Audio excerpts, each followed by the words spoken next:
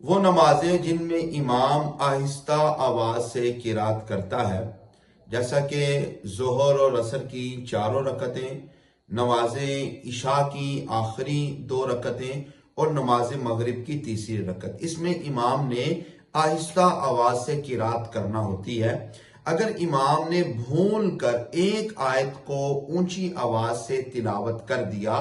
تو اس صورت میں امام پر سجدہ سہو کرنا واجب ہوگا۔ تو ظاہر ہے جب امام نے سجدہ سہو کرنا ہے تو مقتدیوں پر بھی سجدہ سہو کرنا واجب ہوگا، یعنی کہ امام کے سجدہ سہو کے ساتھ مقتدی بھی سجدہ سہو کریں گے اس وقت کہ جب امام نے